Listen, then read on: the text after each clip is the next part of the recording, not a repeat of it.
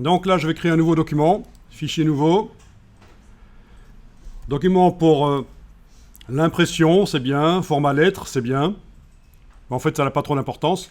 Alors attention quand même ici, dans la boîte nouveau document, dans les options avancées, c'est toujours bien de choisir couleur RGB. Ça vous indique que vous venez juste de vous éloigner du modèle de départ, lettre. Ça ne veut pas dire que c'est pas bien de faire des documents RGB dans Illustrator. Alors, est-ce que vous devez faire des documents CMJN ou RGB? Si c'est pour l'impression, ça doit être CMJN. Si c'est pour l'écran, ça doit être RGB. Pas nécessairement. Même pour l'impression, on peut démarrer d'un document RGB. Tout ça est un peu complexe. Il faudrait que je vous explique. Les deux sont bons.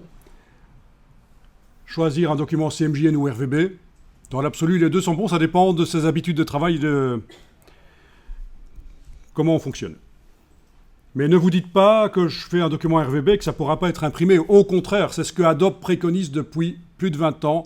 Faites des documents RGB, même pour l'impression. Et le plus tard possible dans la chaîne graphique, vous le convertissez en CMJN dans le CMJN que l'imprimeur vous indiquera.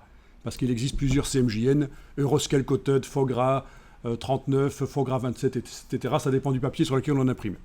Je ne m'étends pas plus là-dessus. Je débug juste un peu, je débulk, comme on dit. Ceux qui se diraient, tiens, c'est bizarre, ce ne sera donc pas un document pour l'impression. Mais non, ça pourrait être un document pour l'impression. Alors voilà le document, je vais le détacher de l'onglet là, voilà. Et je vais peut-être le mettre au centre. Voilà, il est au centre.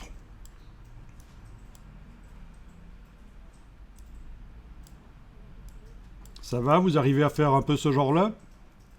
Pas de problème?